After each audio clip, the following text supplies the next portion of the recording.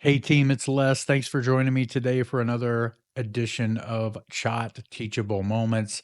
We're going to continue today in the series we're calling The Experience: How to Positively Affect Quality Scores and Deliver Superior Care, about the CAHPS questions, right? And so we're going to tackle two more questions today. Question 10 and question 11. Question 10 says, how often did the hospice team treat your family member with dignity and respect? And if you'll remember when we talked a couple of videos ago about perception of care, these questions today are truly about the perception of that caregiver answering questions about what they saw and how they perceive the care that we delivered to the patient. So, how can we affect the perception of whether or not we treated the patient with dignity and respect, right?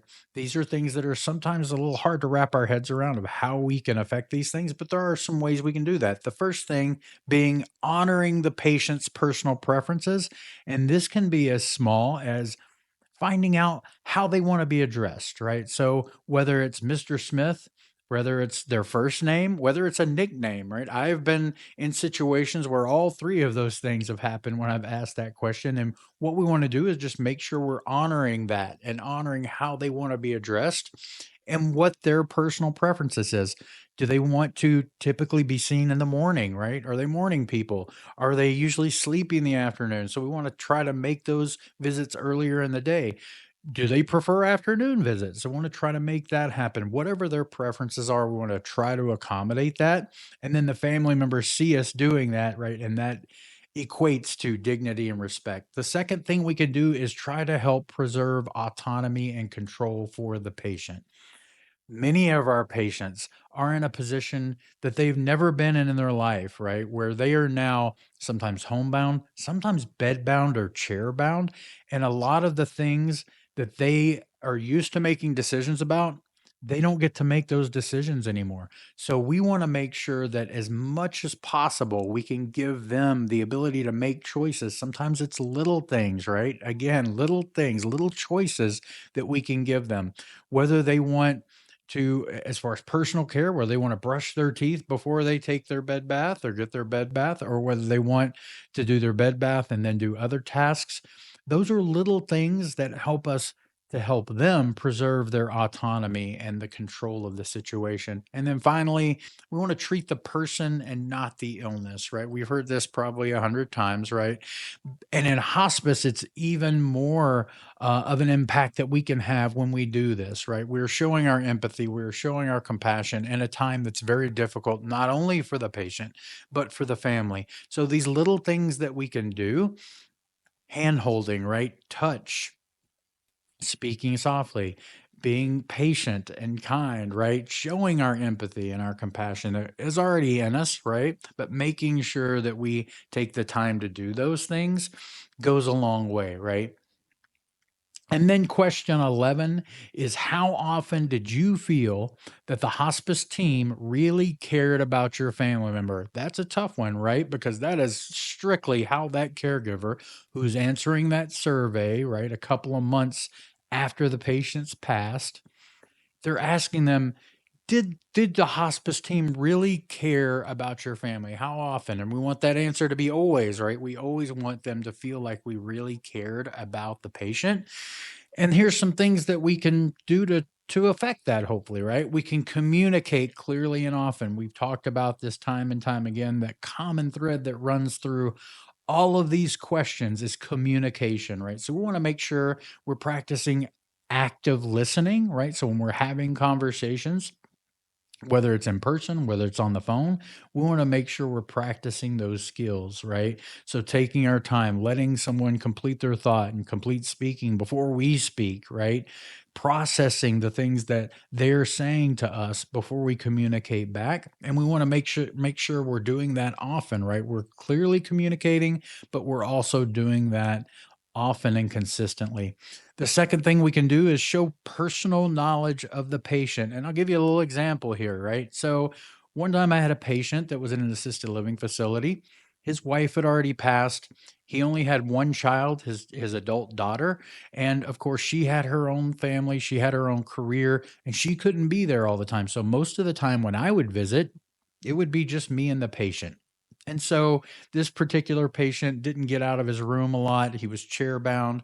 He'd get up and they'd take him to his meals, but for the most part, he stayed in his room. But his room had a view of the forest behind the assisted living facility, and he had found a family of squirrels that had taken up in a tree right outside of his window. And so he would watch this family of squirrels forage and bring nuts back, and then watched little babies, right, be born. And this was something that was important to him. So every time I'd visit, if he was stable, we'd do our nursing visit, and then we'd sit and we'd just talk for a while. And I'd talk to him about his squirrels and the family of squirrels, and he would give me updates. And then when I would call and give an update to his daughter after my visits, I would let her know, hey, everything's okay with dad today. Nothing really new to report as far as his condition, but we did have a nice conversation. We sat and talked for a while. I got an update on the squirrel family, and she always got a kick out of that. But it was important to her that I took an interest and knew something personal about this particular patient, because it was a link, right? It was a link to her when she wasn't there, that she knew somebody else, a member of the hospice team, was watching over him and was interacting with him and cared about him and the things that he cared about. And then finally, slow down, take your time, and be present. We get very busy. We have a lot of patients to take care of. We have a lot of tasks to do. We have a lot of charting to do after we do some of those visits and those tasks, right? So we are busy all the time. When you are with a patient, do your best to be present and be in that moment, to remove distractions, to turn your phone off or silence it and set it aside. Set your tablet aside, right? Set your devices aside. Be a little slower when you talk and be a little more deliberate in your communication. Those things all have the perception of care, right? And that we are invested in that patient and that family. So take your time and be present when you're with that family.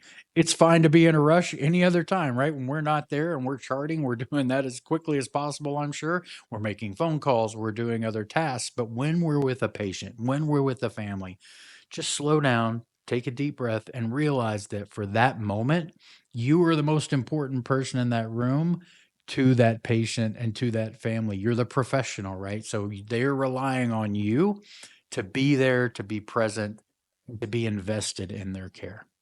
And then finally, we're going to end with another fruits of your labor, right? These are comments that we get back from these surveys. So remember, they get send the survey out, they answer all the task questions that they have to answer. And then at the very end, they're able to write in whatever they want to write in, right? So Waco, the commenter said, I cannot thank our team enough for the exceptional care of my dad. Every single person that walked through our doors showed genuine care and concern for any issue we brought up. Kudos, Waco. Well done, team. In Fort Worth, do not remember names, but all shifts were absolutely great. Checked on my wife even in her last hours often. Checked on me and the status of my food and comfort. Great empathy from all, entire team. Thank you all. Thank you, team. Thank you, Fort Worth. Well done. And in Cleburne, hospice made me feel that I was doing the best for my husband. Gave me all the support that me and my family needed. The whole team was amazing. Kudos to the Cleburne team. And then finally, the hospice house at Hughley. Nurse Julie was better than I could have ever imagined. We are devastated and broken, but she was the absolute best for him and me during his final hours. I cannot say enough wonderful things about her. Thank you, Hospice House, for guiding us through the impossible. So kudos to you, Julie, and kudos to the entire team down at Hospice House Hughley. Thank you for everything you do every day for our patients and families, for the facilities that we partner with, and for one another. Have a great day, and we'll see you next time.